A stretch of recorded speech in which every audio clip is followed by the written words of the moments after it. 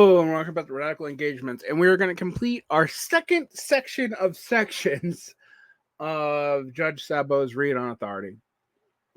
I am breaking this up because it's an incredibly long text, and I have other texts I want to cover, and otherwise you get like a 25-part series. And I think we have broke them up in pretty coherent parts. So we're going to finish this late Bakunin definition of authority today with the section on what is authority, which, you know, would think would be the most pressing thing in the on authority debates.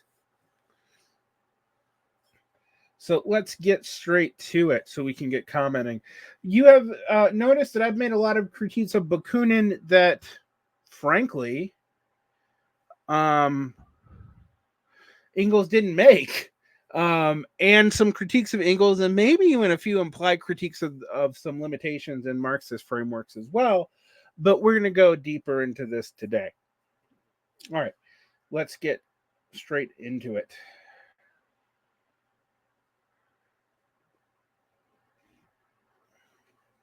All right. What is authority? 1870 or 1871? What is authority was written in either 1870 or 1871, and is a portion of a larger unfinished work which Bakunin called the Neuro-Germanic Empire and the Social Revolution. This would be published posthumously in 1882 as part of God and the State, which was meant to be part 2 of Bakunin's longer book. Given that this is one of Bakunin's longest treatments of the concepts of authority directly, which is precisely what we hope to analyze here, I believe it's appropriate to dedicate a bit more time to explaining and interpreting this essay in full, whereas in other cases I have simply highlighted certain especially relevant passages and scattered references to authority.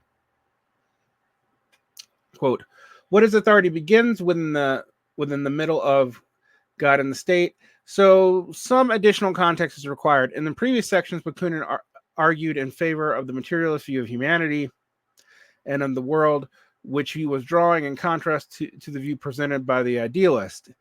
In particular, he had argued that the idea of God, an absolute and supreme master, was incompatible with human liberty. They, on the other hand, claimed to be simultaneously championing God and liberty, they being the idealist, aka the German idealists such as Hegel, Kant, Fichte, etc.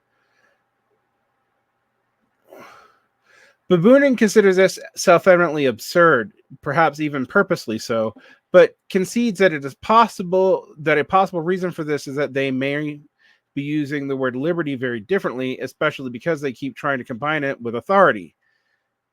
He makes his taste for authority very clear, saying it is a word and a thing which we, materialists and revolutionary socialists, detest with all of our heart, unquote. This leads to a more general discussion of the exact meaning of these terms, long quote forthcoming from Bakunin.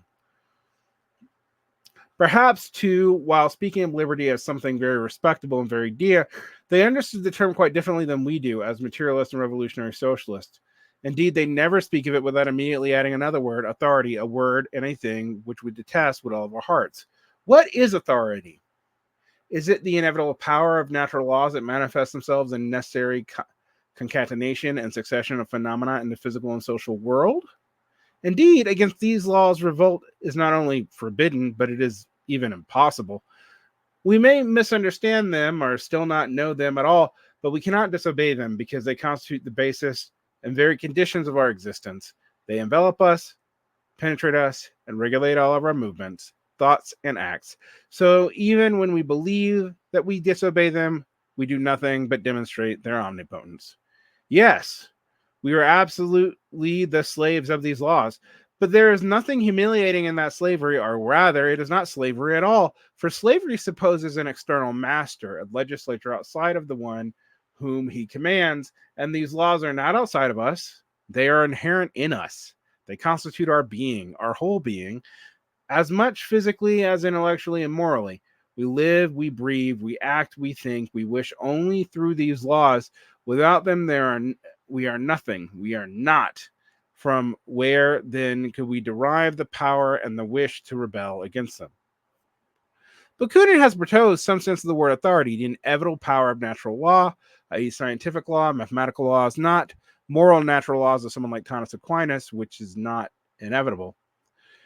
Tying things back to his previous defense of materialism, he reaffirms that these laws do indeed govern both our physical and social worlds. Humanity is not an exception to them. No counter-causal free will here, adds Varn. The authority of these laws is so absolute that to revolt against them is not only forbidden, but it is impossible. Bakunin's rhetorical move from here on are a bit more difficult to decipher, very clearly playing with contradiction on purpose. He affirms that we are absolutely slaves of these laws, only to affirm them that it is not slavery at all. The key difference being here that, while slavery supposes an external legislature, the laws of nature are inherent to us. They are not outside of us, they are inherent in us. Have a kind of a dialectical movement here, kind of a vulgar dialectical movement, I might add. Despite the name of the essay, Bakunin does not seem to be focused on giving a clear or even consistent definition of authority, whether he is wrestling with the idea throughout, leading to some apparently contradictory statement, describing the type of authority he accepts, only then to affirm his rejection of all authority. This is something like an apagogical argument, where he constantly tries to grant certain plausible or acceptable forms of authority, only for him to undermine them and show them that they do not actually help the authoritarians out.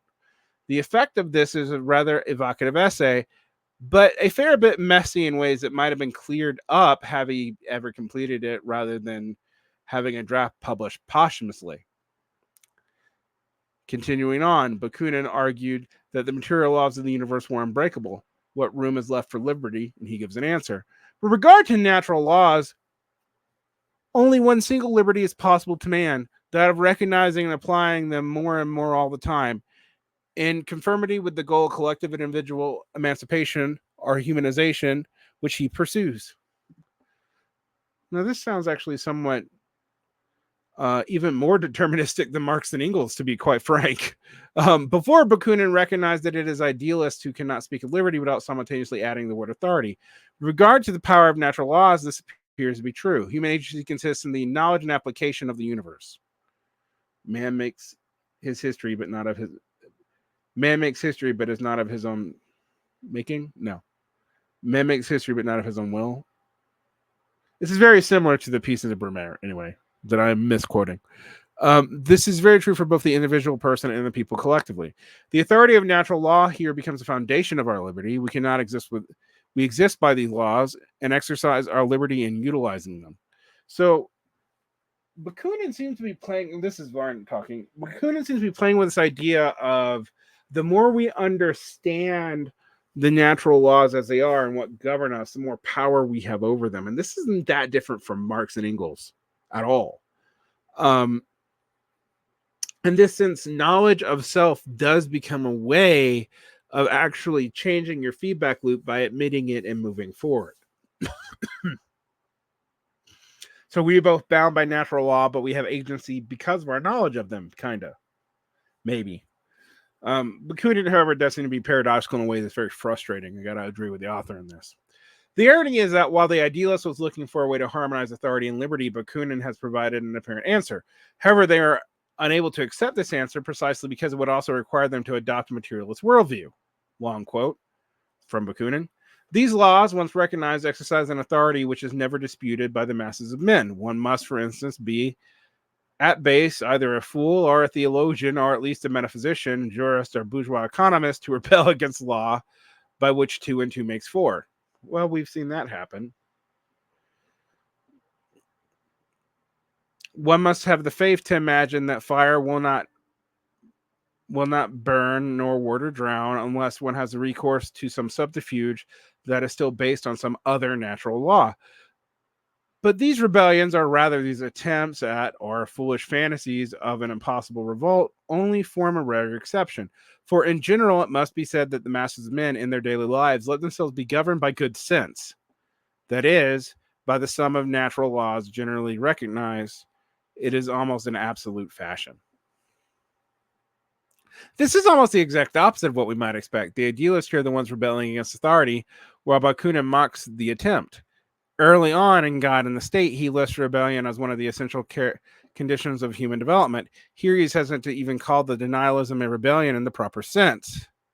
Still, this brings up an important aspect for how our liberty can actually utilize these laws. To be able to utilize them, we need to recognize them. Ignorance becomes a real limit on our liberty, caused by either because of the failures of our educational system or because the laws have not yet been discovered. So yeah, I interpreted Bakunin correctly. Once people are able to recognize these laws for themselves, though, they are able to practice them in liberty. They no longer need to be directed when to do this or that, because they will know for themselves how this law works and how to apply it. Any attempt at imposing the correct way to do this with authority, as some external legislature, will be despotic and harmful to liberty. Long quote. The liberty of man consists solely in this, that he obeys natural laws because he himself recognizes them as such, and not because he has been externally imposed upon him by a foreign will, whether divine or human, collective or individual. Unquote.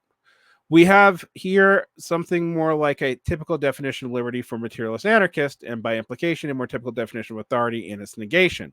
If authority is understood so broadly that it includes natural laws, then liberty is compatible with this authority in a way and is even included in the definition here. As Bakunin stated before, we exist because and through these laws. The idea of obeying the inevitable natural laws here should be understood in this sense, accurately recognizing and applying them.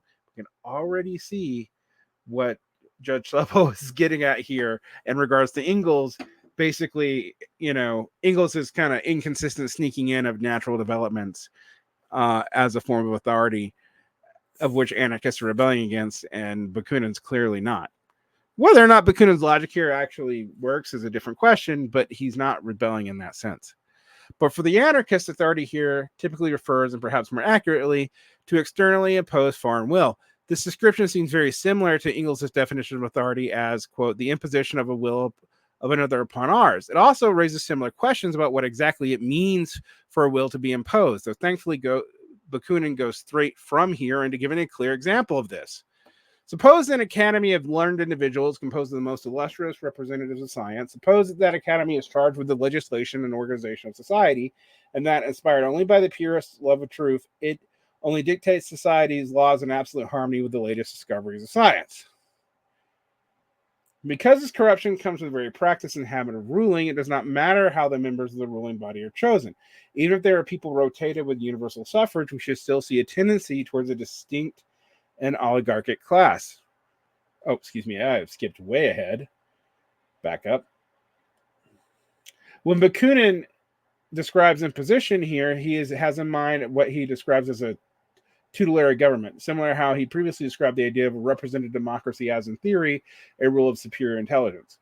In this type of scenario, instead of people understanding and applying the natural laws on their own, a group of experts have taken state power for legislation, organizing society, and making people do what they judge as best by force.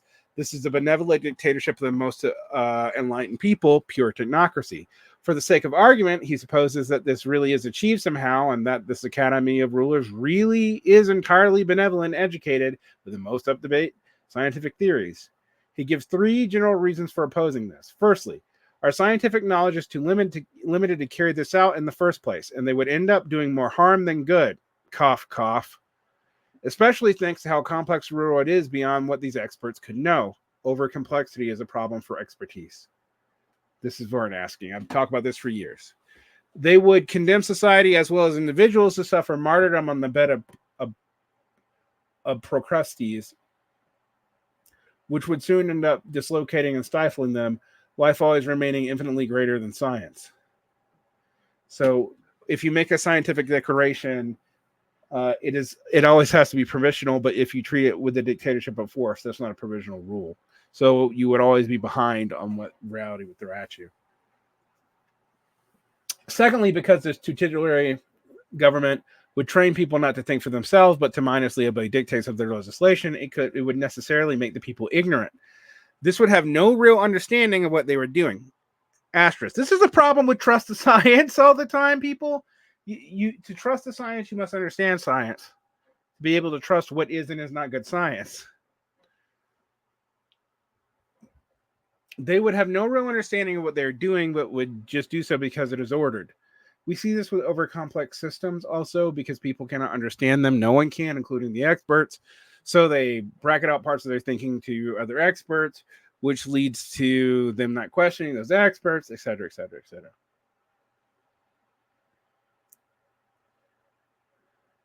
They would not even learn from their mistakes because they could only act as they are directed. It would be a society not of men but of brutes. Thirdly, and perhaps most importantly, the system not only corrupts the ruled by making them ignorant, but also corrupts rulers both morally and intellectually thanks to their privileged position in society. Even if it begins as a benevolent dictatorship, as was granted before, the practice and habit of ruling will turn it into an institute dedicated to maintaining and expanding its own power and privilege. The state, controlled by a privileged class of rulers, will have to entrench itself rather than wither away. This is a big debate between Marxists and anarchists. This is me talking. This is the anarchist argument that the state's never going to wither away on its own once you empower someone to rule it. A scientific body to which has been codified the government of society would soon end by no longer occupying itself with science at all, but with quite another business. And that business, the business of all established powers, would be to perpetuate itself by rendering the society confided to its care even more stupid and consequently more in need of its government and direction. Because it's corrupt, that's Bakunin, by the way, but because this corruption comes from the very practice and habit of ruling, it does not matter how the members of the ruling body are chosen. Even if the people were rotated with universal suffrage, we would still see a tendency towards the stinking oligarchic class. This would be a new aristocracy, not by legal right, but as a matter of fact. These critiques, especially the latter two, focus on the state's corrupting effects on both the working class and the rulers, are commonly used as anarchists as critiques of state socialism well beyond Bakunin. What Bakunin speaks of, foreign wills imposing themselves here, he has something like this in mind. A group of people, effectively always a minority of the population, have been able to appropriate for themselves a privileged position over the majority, and by virtue of that position, claim and exercise the right of command and dominate them backed by coercive means. This is the type of thing he has in mind when discussing external legislation, and is always implicitly involved when he is rejecting authority. Long quote by Bakunin. Consequently, no external legislation and no authority, for one for that matter, being inseparable from the other, and both tending to the enslavement of society and the degradation of legislatures themselves. This seems like a fairly conclusive statement and a rejection of authority by Bakunin. Yet he seems to contradict this rejection of authority in the very next paragraph. Does it follow that I drive back every authority? The thought would never have occurred to me.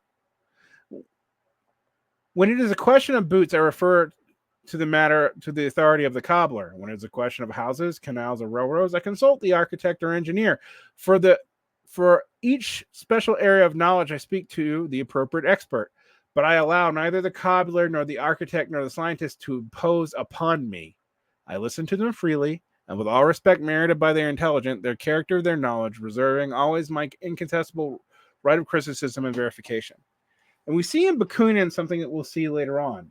The more experts try to enshrine and protect themselves from the public, the more they have a tendency to make themselves unaware of potential faults of their own rulings and of the complex nature of society, the more they are resented and people don't respect them anymore. This means highly technocratic societies like the United States are also highly anti-intellectual, like the United States. And this is not a new trend. Anyway.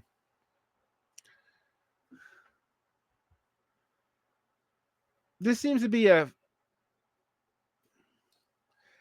fairly conclusive statement. This is perhaps the most frequently quoted portion of the essay, and perhaps of God and State as a whole, often referred to as the authority of the bootmaker. It is also frequently misunderstood, especially when removed from the overall context of the essay or Bakunin's tricky rhetorical approach.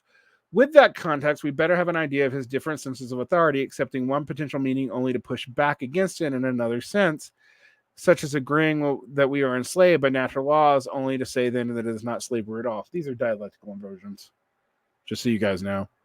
Here we have a very similar approach.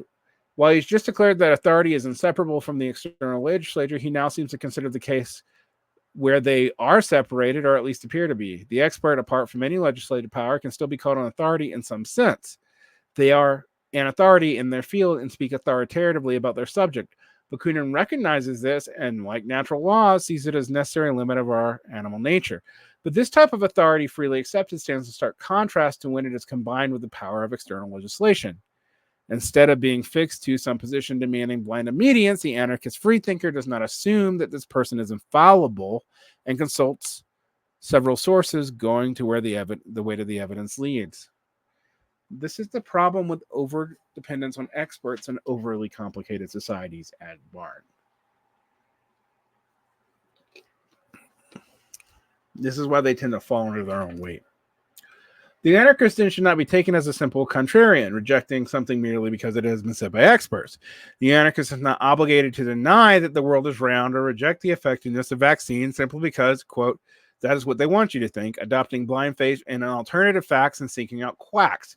On the contrary, the anarchist is grateful for expert testimony and gives that appropriate weight, but the anarchist nonetheless retains their right of criticism and verification. They are dedicated to the truth, not to this or that expert, who they recognize as fallible humans just like themselves. And that's important. Actually, I'm not necessarily an anarchist, but I agree with this approach. There's a lot of distrusting people that a lot of experts have done, and it's become increasingly obvious post-COVID. And most of those decisions have been kind of disastrous, both in their results as policy and in the way that they've discredited science itself. The authority of the bookmaker turns out to be more like the authority of natural laws than we might expect at first. Bakunin emphasizes the internal nature of natural laws before removing any humiliation in its authority. In contrast to the external master, we might think that this distinction does not work in the case of the expert, since they are still another person, whether listened to voluntarily or not. But he disagrees, saying the way things are imposed here is still strictly internal. Quote, I bow before the authority of the exceptional man because it is imposed upon me by my own reason. I am conscious of my ability to grasp, and all its details and positive developments, only a very small portion of human science. The greatest intelligence would not be sufficient to grasp the entirety. That's absolutely true. From this results for science as well as for industry the necessity of divisions and associations of labor. I receive this Bakuninists are not primitivists who want to get rid of all that. I receive and I give, such as is human life. Each is a directing authority, and each is directed in his turn. There is no fixed and constant authority, but a continual exchange of mutual, temporary, and above all, voluntary authority and subordination. In a free society, it is not the experts who impose themselves on us, but our own reason. The authority they have is purely a consequence of their own recognition of their knowledgeability and of our own ignorance. As Bakunin recognized earlier, our ignorance of natural laws is a real limit on our liberty. When experts shares this knowledge, they actually become a way of expanding our own liberty in this respect. Separated from legislation, the expert is only able to appeal to their own knowledge that they give to others to listen to them. But there is no universal expert, and each expert will find themselves relying on expertise of others on other matters. This seems to bring out another contrast between types of authority. Before, we distinguish things on the basis of being external or internal. Here we see another aspect, though. Fixed and constant authority against the continual exchange of mutual, temporal, and above all, voluntary authority and subordination. So the anarchists rebel all authority. Those are like obnoxious college people. That's not actually what's in Bakunin. Before, experts of the technocratic state were charged with legislation and organization of society thanks to the right tied to their position and office and power of coercive enforcement. It is a one-way relationship of domination between the rules and rules. In a free society, this relationship becomes mutual. Supposing, for the sake of argument, that the universal man really did exist, who was an expert in all fields, like an omniscient God, Bakunin still maintains that we would need to drive that man out of society if he sought to impose their authority. All criticisms of tutelary government resurface here. Not only could we mistake the charlatan for a real genius, but granting authority as privileges or exclusive rights would have the same corrupted effects on both the genius and the people they rule. AKA, this is one of Graeber's gold points, that systemic privilege makes people stupid because they don't have to compete with other people. All right. And that has a corrupting effect. Back to Bakunin. As Bakunin begins to conclude, and he summarizes his position as how he accepts the authority of science as the only legitimate authority. In summary, then, we recognize the absolute authority of science because science has no other object than mental reproduction, well thought out and systematic as possible, of natural laws inherent in the material, intellectual, and moral life of both the physical and social worlds. These two worlds constituting, in fact, the only single natural world.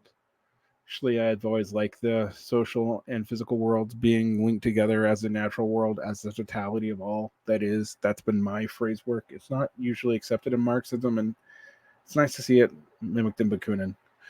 For all my problems with a lot of Bakuninism, like his Whiggishness and some other things, I think this is actually really smart. Okay, back to this. Apart from this legitimate authority, uniquely legitimate because it is rational and in harmony with human liberty, we declare all other authorities false, despotic, and deadly. Back to JudgeSabo. The idea of an anarchist recognizing a legitimate authority seems surprising, but just as before, we saw Bakunin adapted his language to argue for the United States of Europe. He seems to be adapting his language to the idealist here. They have been the ones who at the start who could not speak of liberty without adding the word authority. While he detests this kind of terminology, he has worked out a sense where it might be acceptable to him and likely unacceptable to the authoritarians, precisely because it is in harmony with human liberty. Bakunin pushes his discomfort further and, in a text critiquing God and the church, tries to make his point by adopting his language as well. Quote, in our church, if we permitted us to use for a moment the expression which I detest, church and state are my two bêtes noires, black beast enemies. In our church, as in the Protestant churches, we have a head and a visible Christ science. Unlike the Protestants, we're consistent than even the Protestants. We do not wish to suffer a pope, nor council, nor conclaves of infallible cardinals, nor bishops, or even priests. Our Christ is distinguished from the Protestant and Christian Christ in this, that the latter is a personal being, while ours is impersonal. The Christian Christ, already fully realized in an eternal past, presents himself as a perfect being, while the fulfillment and perfection of our Christ science is always in the future. We are all, which is equivalent to saying that they will never be realized. Therefore, in recognizing no absolute authority, but the absolute science, we in no way compromise our liberty. I have to say Bakunin's Whiggish here, and also dangerously so in eschatological matter, even if this is a metaphor. Now, I think this is a pretty clear. I mean, I see, Engels' critique doesn't apply to Bakunin here. It just doesn't. But there are some other things to be concerned about. Okay, Bakunin is very clearly and consciously trying to subvert the authoritarian language for his anti-authoritarian purposes. While he dictates this paragraph to do this for the church, it should be remembered that he's trying to do the same in a much longer form with authority here. This is reflected in his final words with the reemphasis, the acceptance of the authority of absolute science and the authority of fact, which is held in contrast to the authority of right. But while one paragraph states his acceptance of authority in the strange sense of the term, he drops this again for a preferred jargon and returns to affirming his rejection of all authority, indicating that his preferred and more typical meaning of the term, this kind of constant, fixed, involuntary, coercive claim right of an external master, seen socially as a minority ruling class which dominates and exploits the majority. Long quote from Bakunin. We accept all natural authorities and all influences of fact, but none of right.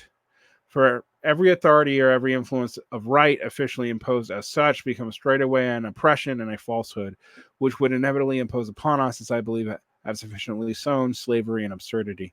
In short, we reject all legislation, all authority, and every privileged, licensed, official, and legal influence, even that arising from universal suffrage, convinced that it can only ever turn to the advantage of the dominant exploiting minority against the interests of the immense subjugated majority. It is in this sense that we are really anarchist. Now, there's a lot to parse here. I don't love literally positing science as a god without completely defining what science is.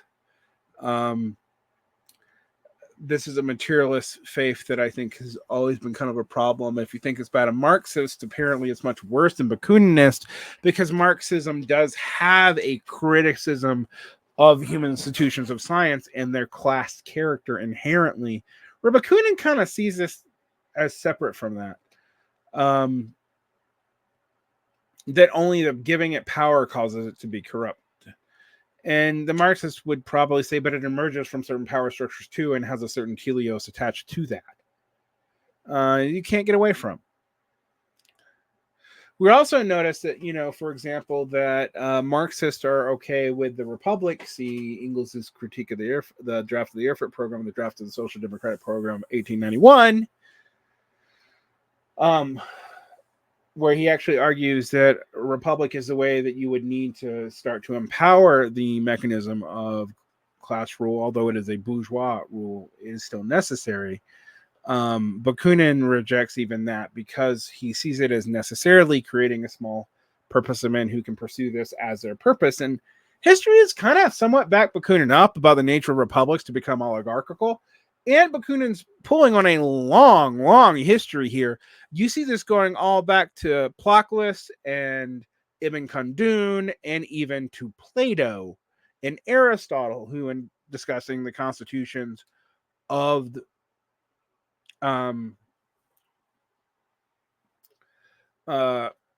of the various Greek polises actually points out that democracies have a tendency to form oligarchies because of the nature of hoarding of political power, what Pareto would call, the 80-20 rule, or what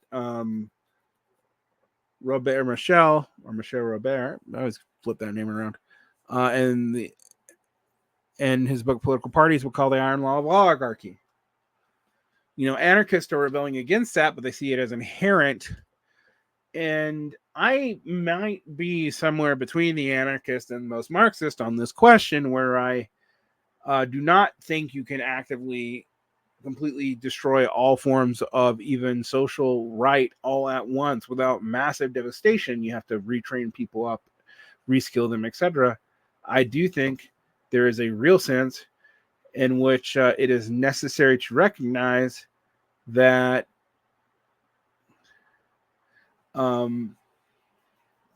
even fairly honest republics could very easily degenerate into oligarchies and tend to. In that sense, I agree with Bakunin in a limited way. We can also see here that Engels' use of authority as the authority of the factory emerging out of the centralization necessity of factory as a science.